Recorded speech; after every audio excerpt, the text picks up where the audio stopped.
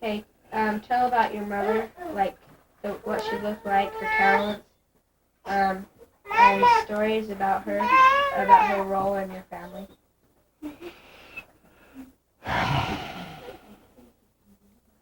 My mother was, I think, the fourth child in her family, and she was a very mature woman at 14 or 15 years of age, and she was a person that was she was kind and gentle with everybody, but she was a real disciplinarian. When she told you something, she expected you to do it. But like I was saying, she was married at 17-year-old. And I come along 11 months after that. And she had to be a person who she couldn't, because of her big family, she couldn't let one do something and get away with it without seeing that whatever had to be done was followed through. And she, everybody who knew her liked her. And my dad met her, he was 26 or 7 years old when he met my mother. And they were married. He was 28 when he got married, and she was 17. In fact, there was 12 years difference in them. But that didn't make any difference. They understood each other, and my mother was a person who was all business when it came to family affairs, and she was always a well put up, good looking woman. She was very particular about cleanliness. She used to say, "Now don't you leave the house in those clothes. You put on something clean if you're going somewhere." Our clothes, we didn't have very many clothes. She patched them. I remember having both knees in my seat, had a repair patch on them on my overalls.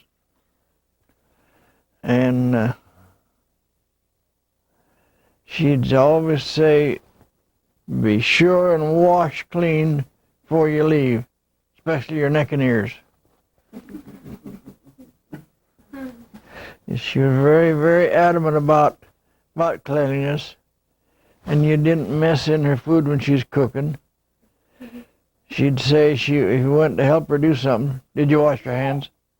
Go wash your hands." And she was always fussy about those kind of things. And no matter who came to the house, they was always welcome. And I remember her a lot of times saying, as people come to the house, she didn't worry about the house, about it being dirty. She'd say, "Well, don't worry about it. When they leave, we'll clean the house up." That was her attitude. In other words, the company was more important than worrying about the house. Those are some of the things that you guys could carry through. If the house is more important than the kids, what do you let them in for? That was her attitude. Okay? Do you have any stories about her? Any stories about her? Hey, she could pitch hay as good as I could when I was 15 years old. She could milk cows just as good or better than I could. She could hold more weeds than most of the kids could. We used to have a big garden.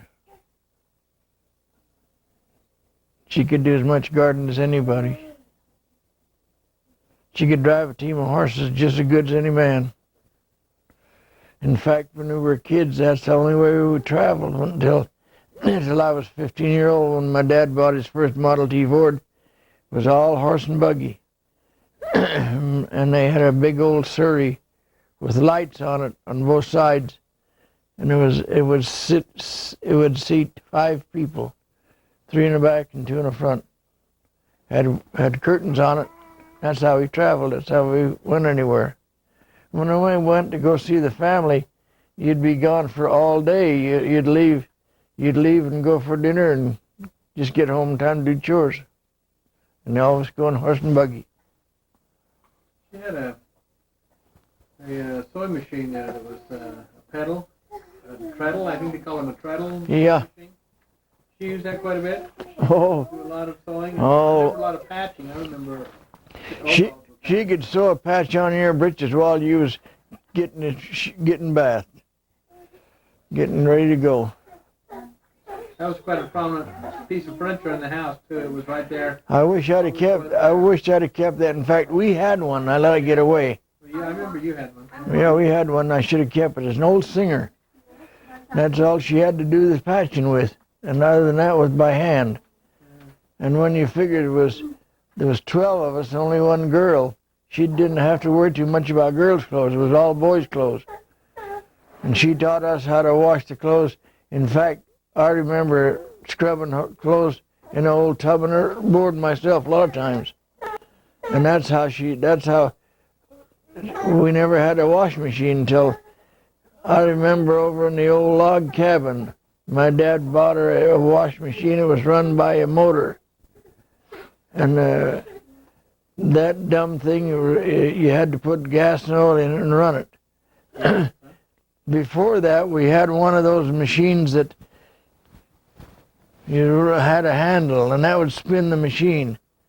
And then the wringer, you had to wring it out by hand. That's the first wash machine she had. Then she got that old machine with the gasoline motor.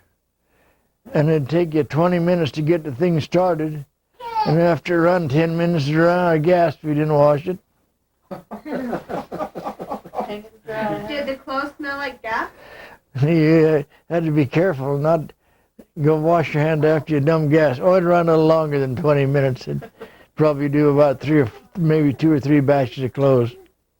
But that thing was the toughest thing to get started. You'd have to clean the spark plug about every 4 or 5 times you'd use it. Really?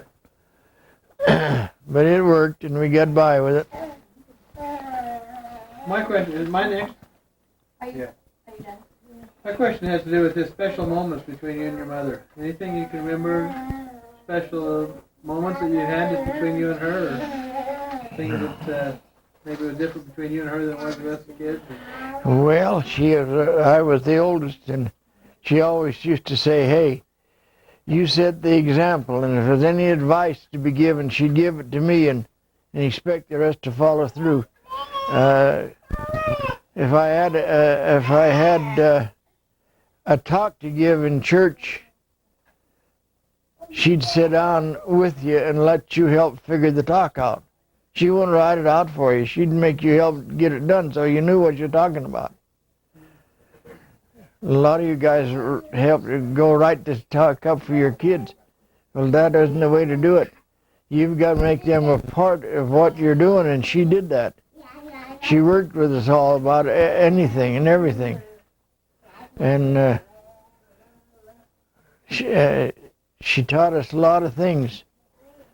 I know how to iron clothes or wash clothes or any of that kind of thing just as good as a woman could. And she made all the boys learn those things.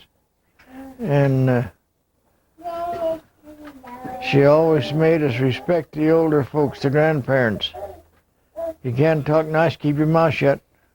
And that's the way she was. But she worked very close with us as individuals and about things we needed to work. No.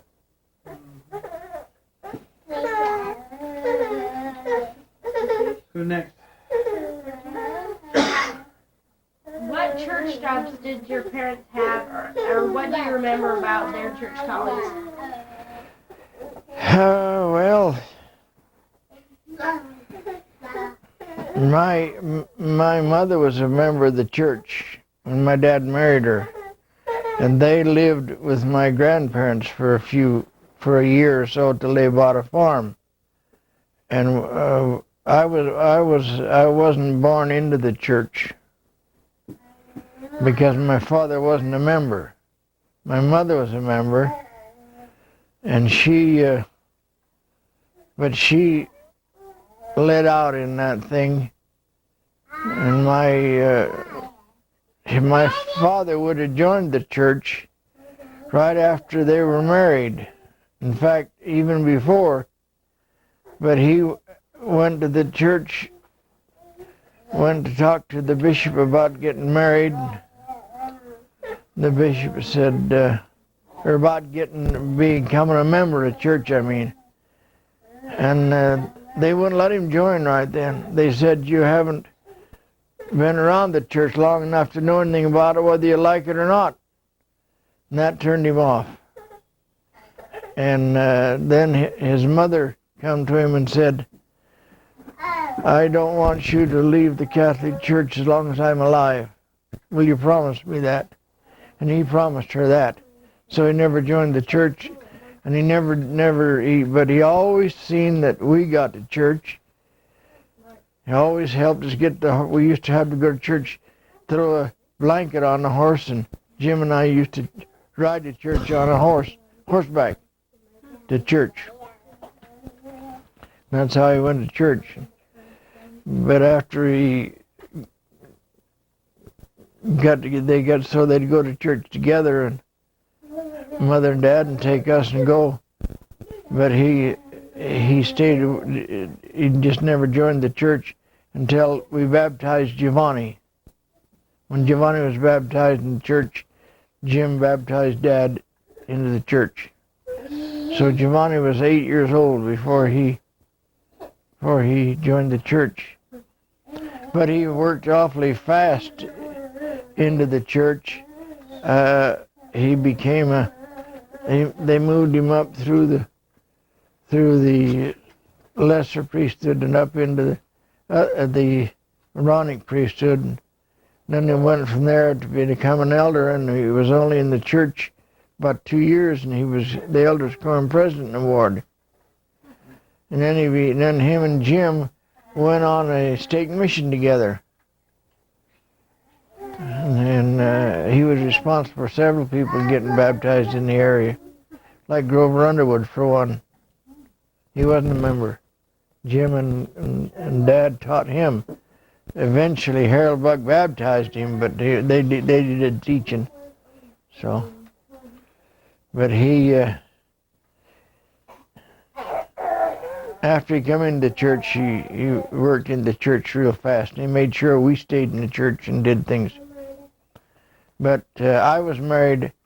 I held the priesthood, I think, in the Favero family, the first one to be in the lesser priesthood, and worked up through. I went all up through the priesthood, and Jim followed, and the rest of them followed up.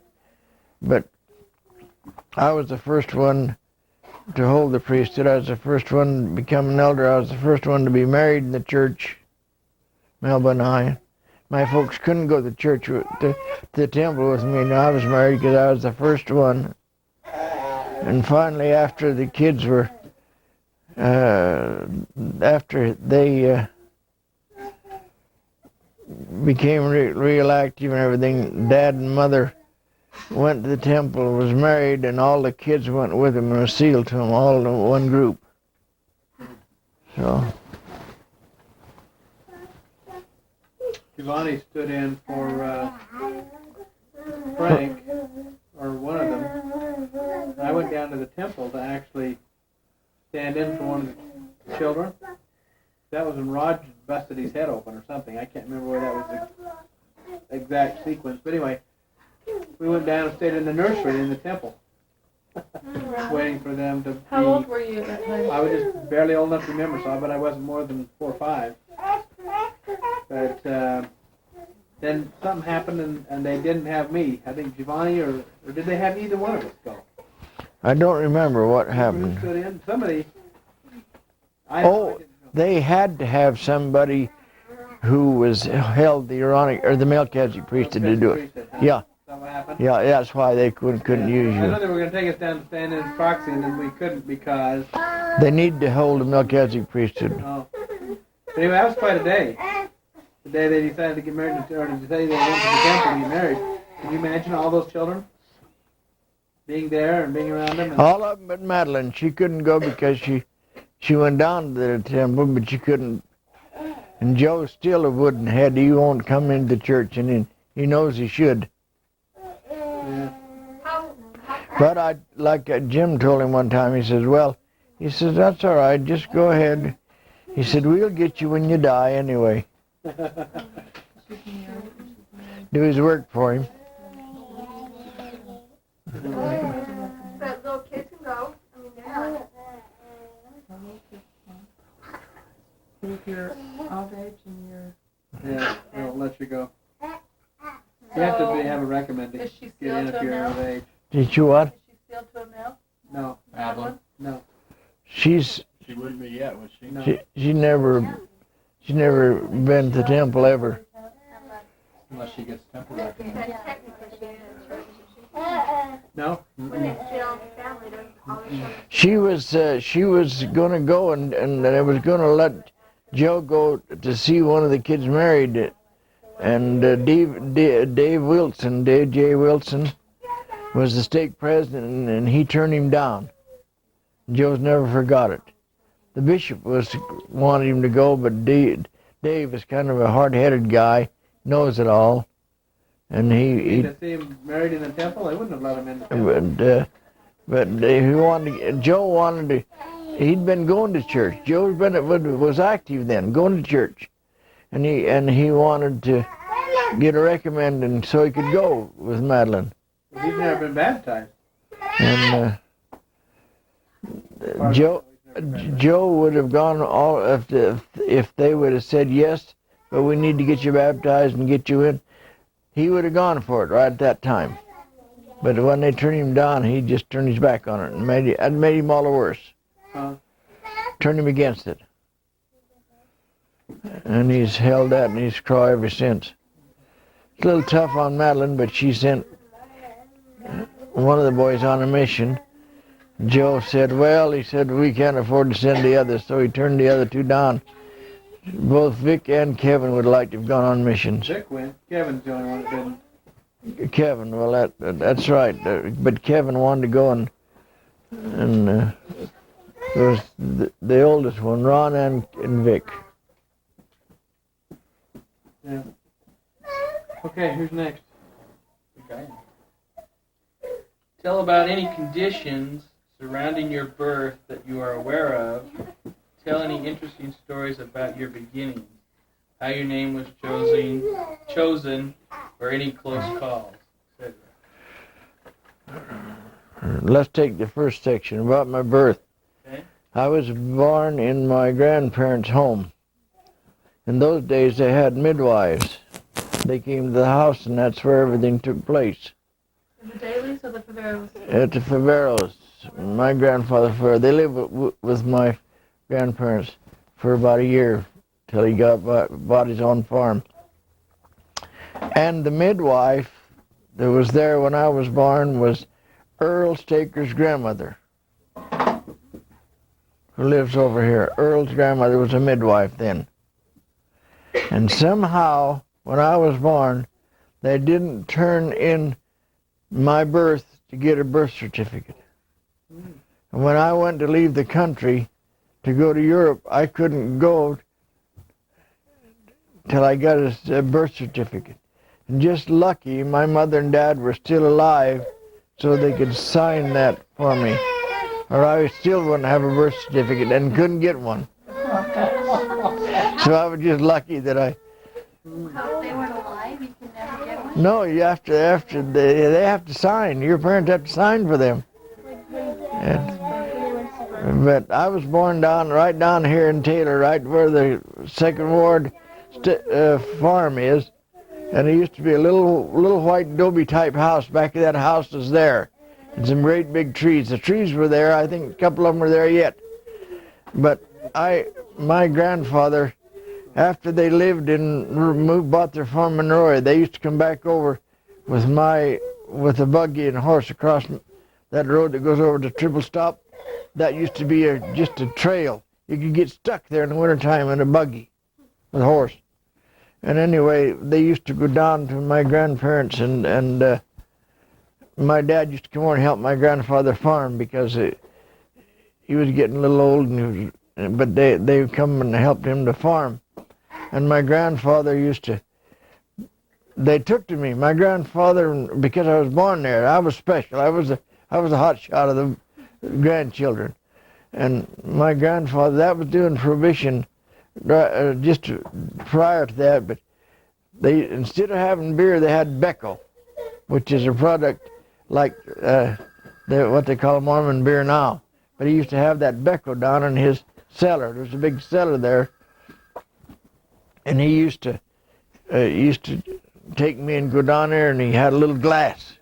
He'd take down there, and he'd pour it out of that Becco bottle. He'd pour me a glass of Becco, and he'd drink out of the bottle and give me the glass to drink.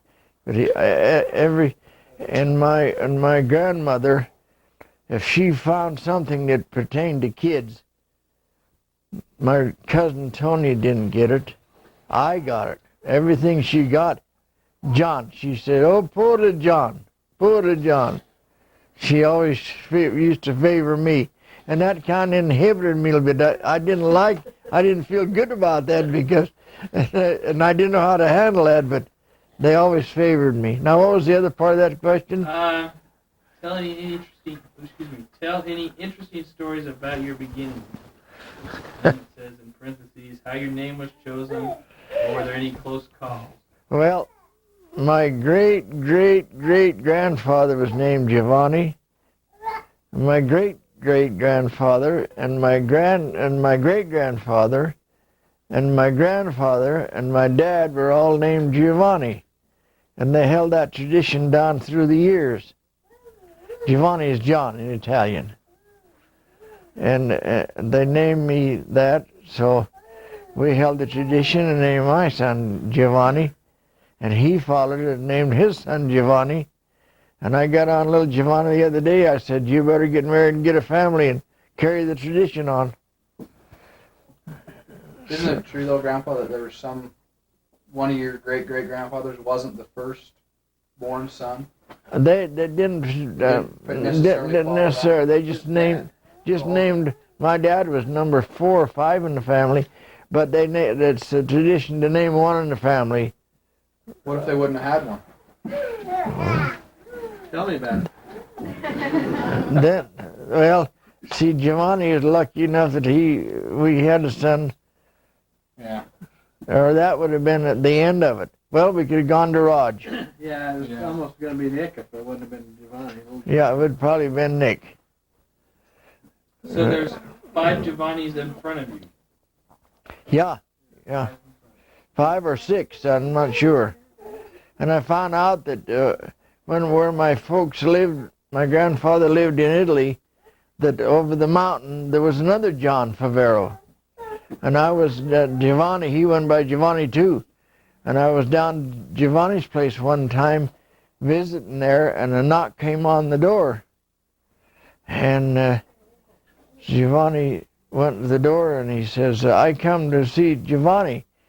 And my son says, "Which Giovanni? There's 2 of us here." And he said, "Well, that's interesting." He said, "My name is Giovanni too." So Giovanni invited him in. He said, "Come and talk to my dad." So after we talked to him for a little while, visited, I asked him where he was from. He said, "I'm from Italy. I'm over here on a mission for the church, the Catholic Church." I said, "Where'd you live?" And he says, "Well, we lived just over the mountain from Cortisolo and Toronese." And he said, "We had cousins over the mountain in Toronese, and we lived on the other side." When I talked to my dad then after that, and he says, "Well, we lived in Cortisolo, but we had cousins over the mountain." And I said, "Hey, we're related." He got a big kick out of it, but he imagine that, run on to that happened. But do you have a middle name? Just Giovanni Jr., Giovanni, John. I would give Giovanni, both of Giovanni's. My grandfather had a middle name, Giovanni Pick Favero. And the others had some initials in them too, but I don't remember what they were. I need to get a lot of genealogy back a long ways if I could. Got quite a bit of it, but not enough to go back into those old folks. So, and what else was there on there? Is there any close calls as far as life or death, I would assume? In me? Around the time you were born? Well, my dad had a lot of horses, and they used to get mixed up quite often with horses. And when he had, I think at one time he had 3 stallions that he used to had stud service, and some of the boys, my uncles, got a few fracas with them. They're hard to handle, those stallions. And but in our own family, in my father's family, yes, we had some close calls.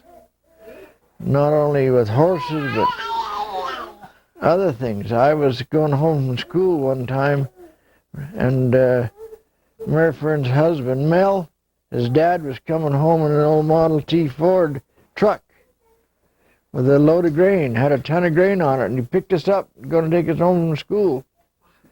Well, so all that could stack up on the top of the grain got up on there, and Mel got on one side and I got on the other. And I had my lunch bucket and my books and trying to hang on, and up down here where the old schoolhouse is, just before you get to the corner, and all there was in the wintertime was these big ruts in the road. The truck began to bounce, and all of a sudden I lost my balance, and my legs went right underneath the back wheel of that truck, run over me with over a ton of grain. And all I remember about that thing is I jumped up real quick and started to run after the truck. Just like that, the lights went out.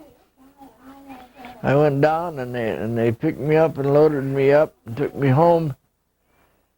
Hi Peterson took me down to my dad's place, and they didn't think I was going to live. And there was a doctor, family doctor by the name of Strandquist. And he happened to be down to my Uncle Tony's, my dad's brother. They had some sickness down there. And they got a hold of him and had him come up. And I had me in that middle bedroom on the cot, on the bed. And the doc come in and he looked at me, and I told him what happened, and he stripped me down and looked at me, and I was already going black and blue from here up to here. And my mother says to him, well, what can we do for him? And he says, well, there's not much we can do. Just watch him and see if he goes to the bathroom, or see if anything works, or see if he can eat, and went on and on and on. And I thought to myself, I was listening to him. I'd come to by then, and I was listening to him. I said, you old son of a bugger, you think I'm going to die, don't you? I'd made up my mind right then I was going to fool him. Well, I never walked for almost 3 months. And finally, things began to work. Finally, I come out of it. And I've never had any trouble basically since then, but the thing that happened is I stayed in bed, kept quiet, let everything heal. But Brother Bud got threw off the horse once and broke his wrist. He going home from school and broke the other wrist, fell on the lunch bucket and broke his wrist. And they got them better, and 2 years later than that, he was riding old Dale, a horse that my grandfather used to use on the buggy that my dad brought out after my grandfather died. And he was going up one night to get the cows to bring him down. And that old horse had 5 gaits, and he'd change gaits. Start out trotting, and he'd pace, and then he'd single foot, and then he'd break in 5 different gaits. But Bud always liked to push him as hard as he could. So he went up The old boy wouldn't stop this particular night. And as he came up to the gate, and he stopped, and he threw Bud right over the top of his head, and he broke both wrists. And we used to have to help him go to the bathroom. We used to have to help him go to the toilet. We used to help him eat. We got so tired of Bud, we'd like to kill him. And I remember one night, Mother, it was just about dark, and we had a wire strung along the ditch bank, and we had garden planted over the ditch bank. Mother sent us down to get some peppers and stuff out of the garden, and just about dark like that, and I was just a kid, and it kind of spooked me, you know. And Jim, I was packing the vegetables, and he was running ahead of me. And I didn't realize where the fence was, and I hit that fence right here, and it damn near scalped me. Another time, when Jim was about 11 or 12-year-old, we had a bunch of horses, and we used to let them out and come over to drink in the well. And then we'd chase them back in and put them back in the field where they belonged. Well, we had a big pulp bin out the west end of the barn. And I told Jim, I said, stay over there and head those horses or they won't go by. Well, they got away from him and run over, but they couldn't go anywhere, so they had to come around and come back out to come around. Well, Jim got back to the pulp bin like this, stood right by the corner of it. He was going to swoop the horses as they come back. Just as the horses come by, he stuck his head out. He went, and about the time he went, the horse kicked him right underneath the chin. Cut his tongue all but a little bit on both sides. And it was in the wintertime, and boy, it scared me the life out of me. He fell over on his back, and there he said, knocked him out cold as a turkey. And the blood was just shooting out of his mouth. And I run over to the barn door, and hey, Dad, come here quick, the horse kicked Jim. Well, he come running over there, and by the time Dad got there, I was stuffing snow in his mouth to keep him from bleeding to death. Dad picked him up and took him in the house. Mother took one look at him, and she got a big piece of cloth with alum and stuck it in his mouth and shut it, and he was coming to, and he's a growling and grumbling, shut up.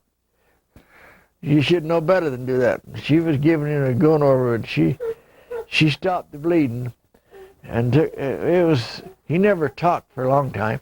Mother said it's the peacefulest time I've had with him. He can't sass me anymore. So you never quit talking after that. I know. He made up for it when he got his voice back. But anyway, there was always something happening, always somebody getting hurt, always somebody. With that many kids, hey, you couldn't go a week without something happening. And we lived through it, and everybody got along and did what they had to. Any more on that one? That's it. Who's next? Hey, Ken. I had one. Oh, you have one. In my glasses. Okay, how many brothers and sisters do you have? I have 12 brothers and 1 sister. Can you describe, briefly, just describe your brothers and sisters? Well, we lost one brother at 7 months old. And that was the 3rd boy in the family.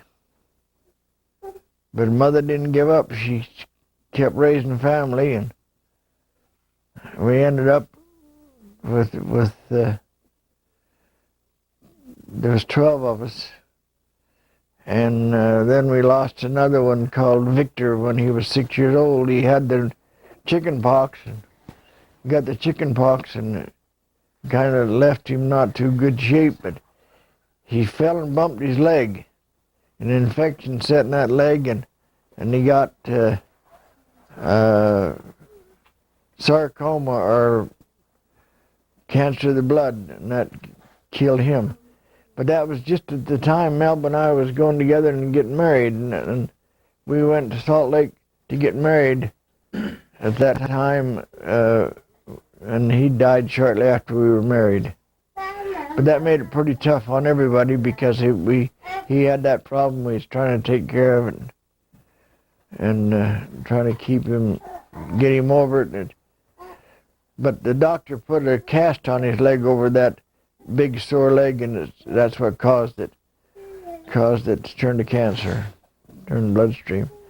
But, Can you, like, name them from the oldest down to the youngest? well, I go by the name of Giovanni, John. Jim goes by the name of Jim or Giacomo or Jim. The one that we lost at 7 months was named Frank or Francisco. And then Bud came along. We named him Lorenzo or Bud or Lorenzo. He didn't like Lorenzo, so he used Bud. And then Carl come, and they named him Carlo. C-A-R-L-O, Carlo. And then Madeline was born, the only girl. They give her a name of Madeline because that's an Italian name. They tried to name all of them Italian names. And then Bob come along next, named him Roberto or Robert. And then Dan was next, named him Daniele. And next to him was Ted, Oh, or no, Paul. And named him, actually it's Paolo, Paul. And then there was Ted. And they named him Edward, or Eduardo is the way he spelled his name. And then I think Kenny was next. They just named him Kenneth. It didn't change that name. Named him Kenneth. And then Thomas Arnold.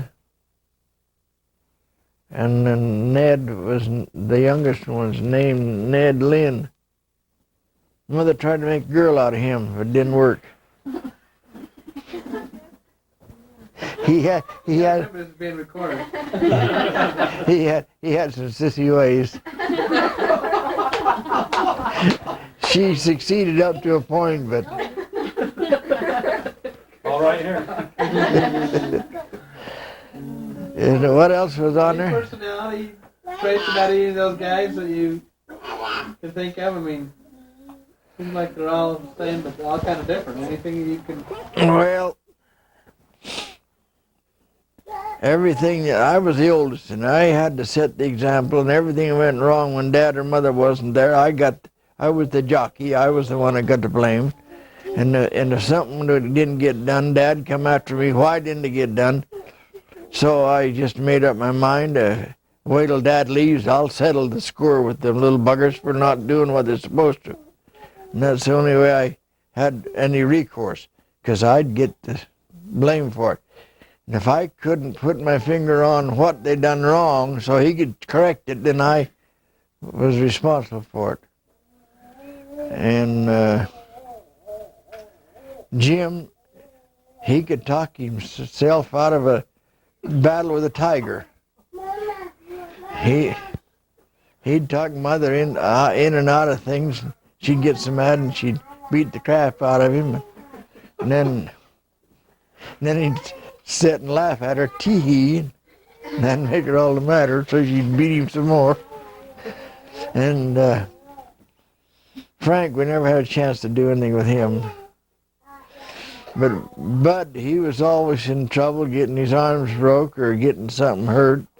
One time he got kicked with a horse on his hip and he couldn't walk for 5 or 6 months.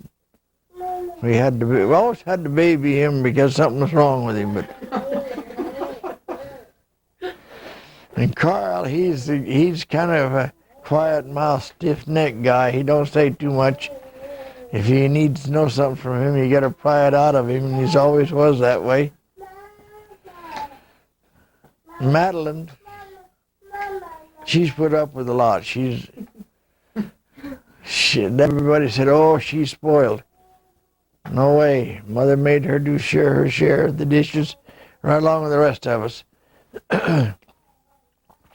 When we was kids, they used to, Mother had a lot of work to do, so Jim and I, being the oldest, 1 week I'd be in and help Mother, and Jim would work out with the other younger kids. Next week, I'd be out there hammering them, trying to get something out of them while Dad was at work or wasn't there. And Jim would be in cooking. And that was a bad time for Mother. He'd always trying to talk her out of things and get by the easy way. As the old saying, Mamma Mia. And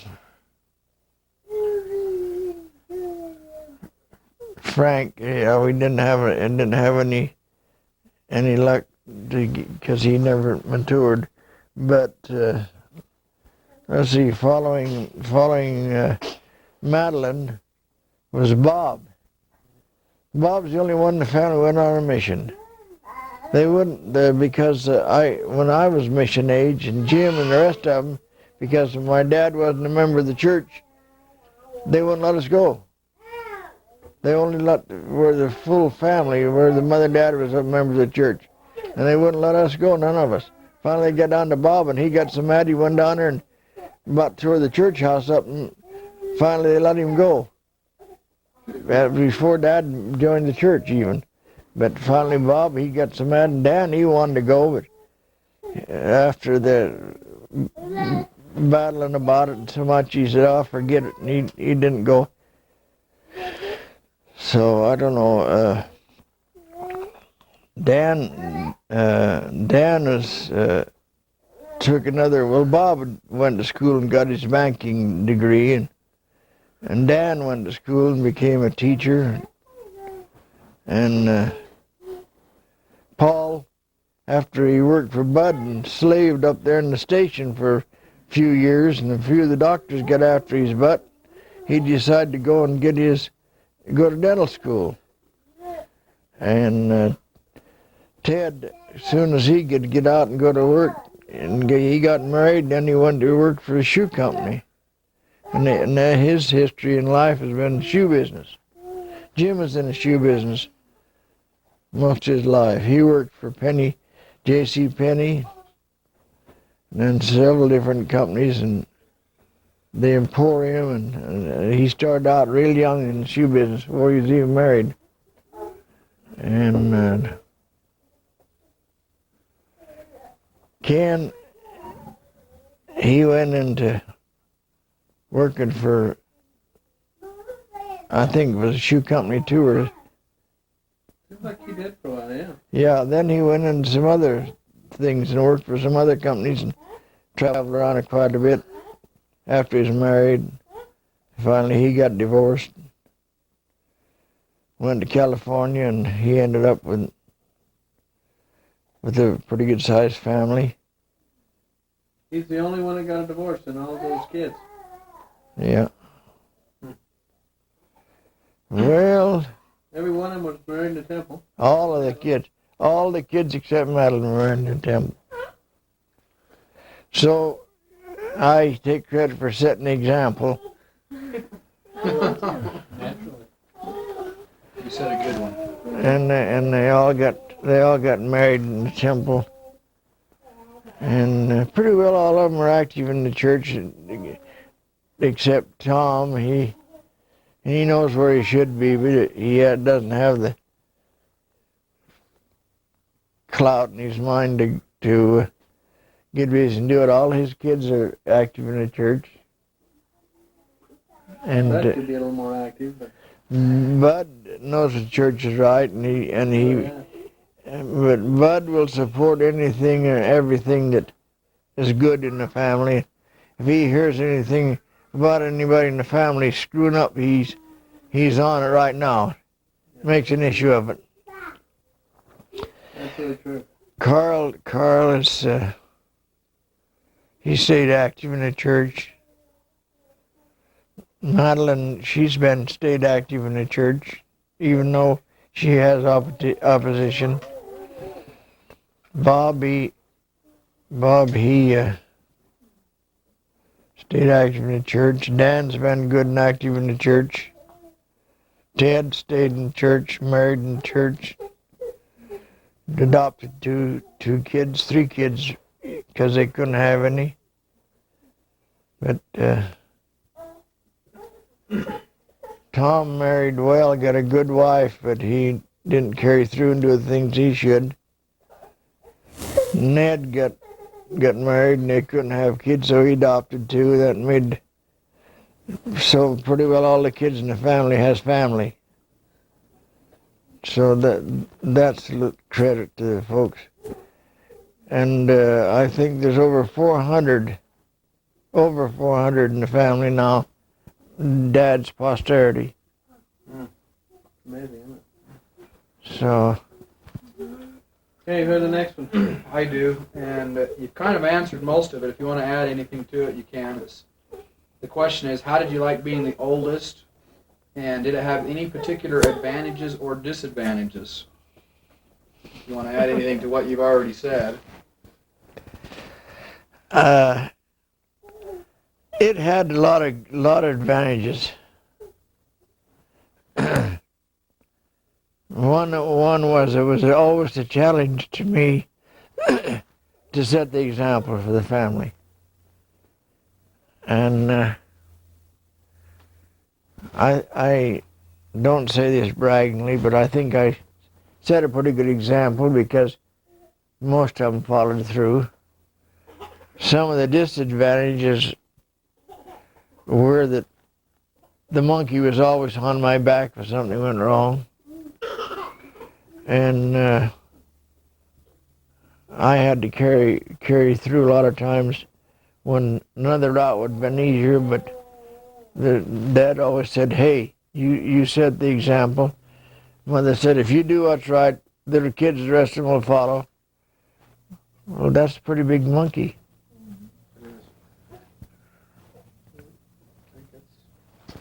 About it with that. Okay, is there any other questions on that group?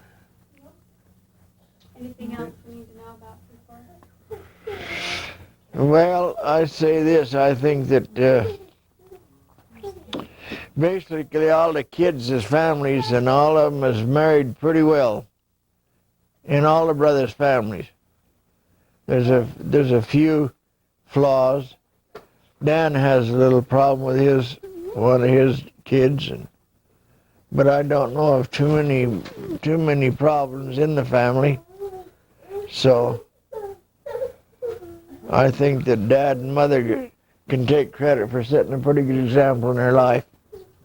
They're pretty well known throughout the county for a large family and raising a good large family.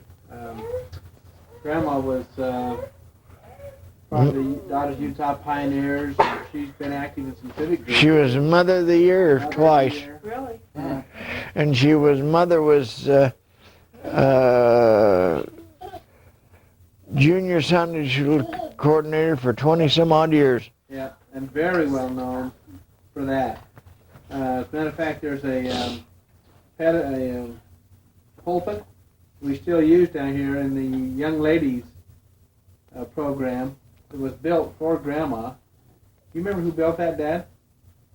But anyway, all they had was a table for her down in the old junior Sunday school room, which was just a bit Down in the hall. They had junior Sunday school in the hall. And they didn't have any pulpit or anything, and she requested it be built, and somebody built it. Right, really nice one, but it was one that she could reach up and pull the stair down out of the middle of it so the kids could stand up high enough that they could see. And it was really quite a nice thing. But that was the first time I'd ever seen anything like that for junior Sunday school. Of course, now they have all those kinds of things, but that was the first. But it was right out in the hall. She just moved out in the hall. The benches were all movable. All the rooms were movable, but benches were all movable around the room. But anyway, she was quite well known for that kind of thing. And to see the two of them around, Grandma and Grandpa in their later years, was quite a deal. He had his white hair, blue hat, blue suit, and her dressed up. They looked quite the sight. He would always support her in that. Yeah. Go there and help her. And they were always together. You never saw Grandpa without Grandma.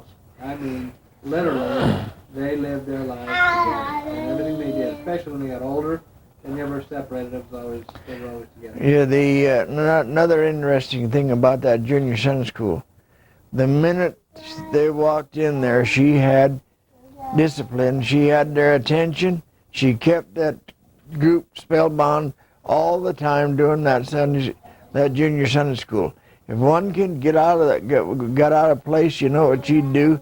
She'd walk down, take that kid by the hand, bring him up by that pulpit, That's right. and you stay right there the rest of the Sunday school.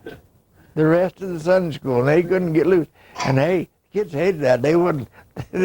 She used to control. I remember. She could. Not that I ever had to sit by her. Speaking of I remember experience. that. She'd get those kids and bring them right up and set them right next to her, and that was it, boy. You didn't move. She controlled the issue. She had complete control of that group, and everybody knew her for that. The kids, a lot of them talked to me about it. Melanie Clifford said, she says, I used to love to go to Sunday school because she was Yeah. one of the best. She used to set her table all the time with all the time. The kitchen table had spoons in a bowl right in the middle. I remember that. It was just like a sugar bowl. It had handles on both sides, but it was tall and always had spoons in the middle of it. That's how. That was always the case. And you'd always go there and eat. She was a very good cook, very capable. And like my mother, she was able to put stuff together in just minutes. Just a few minutes, she could get a meal together. I might relate something to you that's interesting. After my grandfather sold his place and moved uptown, we used to go up there to shop on Saturdays. And I always went down to shopping on Saturday. Well, he lived over on Childs Avenue. But we'd go up there and grandmother would always figure on either my dad and his family or Tony's family or one of them coming in. She'd always have a big pot of either minestrone soup or stew or garlic soup ready. And in the middle of their table, they had a big turn thing. And it had vinegar and oil, salt, pepper, sugar, and two big wine bottles that he kept full of wine. You'd go there, and they'd serve you the soup or whatever, and you didn't leave there without having a glass of that wine. Kamina, Baiva, keeps you warm. In the wintertime, he'd always give you a glass of wine for that meal. And it wasn't the kind of wine you buy in the liquor store now. It was good homemade wine. I know because I used to help him make it. When I was just a kid, about 12, 15-year-old, even younger than that, he'd buy the grapes, a ton of them at a time, to take them down the basement, and he had a thing that you'd trip on the edge of the barrel. And he'd wash the grapes in a big vat, throw them in that press, and we'd have to turn the handle and crush those grapes as they go through and into the barrel. After the barrel got full of grapes, right full, he'd beat them down with a special paddle he had, put a big plate on top of them, and he had a heavy weight he'd put on top of that, then he'd put a mesh over it so the flies couldn't get in, and let that ferment. But I remember when I was a kid, on the north wall in that basement, he had a table about this high, and it had two rails on it. And he'd fill those barrels full of wine and lay them on this long table. And every 2 or 3 days, he'd go over there and turn those barrels a half a turn to the east. Leave them there for 2 or 3 days, turn them back a half a turn to the west. So the barrels would keep tight so they wouldn't shrink and let the wine get spoiled. That's the way he kept his wine. But he made wine two kinds. He made the first wine he'd take off. Then after he'd take that wine off, he'd push the pumice back down, put 10, 15, maybe 20 pounds of sugar, I don't remember the amount, in on top of the pumice, fill it full of water, let it re-ferment, take off the second wine. You know what he'd done with the second wine? He'd give it to his friends and bums who come around and wanted wine. Kept the good wine for the family. One thing I was going to mention to you, too, Grandma and Grandpa, Dad's mom, Dad, Hazel and John, by the way. I don't think we've got their names on this for posterity's sake, but used to go to the town every Saturday to get groceries. That was just as regular as regular. Every Saturday evening, Saturday afternoon, they'd go to town to get groceries. And you could count on it. This wouldn't be around. And then they stopped over at Lon Rossi's Cafe. What was it? They used to sell him eggs, take eggs to him. Take eggs to him. And you could almost, regular clockwork, plan on going there and catch them. They'd be there for dinner. And then eat there. What was his? Was it just Rothy's or what? Lon Rothy's Rothy's Cafe? Yeah. Anyway, but that was, this, you know, I mean, for years, 20, 30 years, that's what they did. This every Saturday, that was regular as regular, wasn't it? It was quite a common thing. Did we ever talk about what kind of cars they had? Dad's mentioned a few of his cars. An old He had a Model T first. And then he bought a brand new Essex big Essex. And drove that. And then he bought a Dodge. A big Dodge. It had 3 sets of seats in it for the family. And then, I don't remember what he bought after that. 2 or 3 of them, I don't remember. But the last car he had was a nice little black Chevrolet. Ted's got that yet. I wondered where that was. Still owns it. Still has it. Ted took it and had it all rebuilt. And Ted's got it. Oh, has he got the black Chevy? You tell him about the big Buick? I missed. He had a black Buick. Yeah, and he had a Buick. And It was a Roadmaster 4-door, and it was about a 52 or something like that, and that thing could flat do 110. No problem at all. It was huge. Because I used to go with Tom. And that Dodge was the same way. It was fast. But we used to drive that Essex, Jim and I, when we go out on our dates and stuff, and it wasn't real fast on a takeoff, but it would go down the road at a healthy pace. kind of the way the Buick was just a big rumbling car, kind of just like a locomotive when it got going, though. It was just fly. Well, I guess that's about all for say for tonight, huh?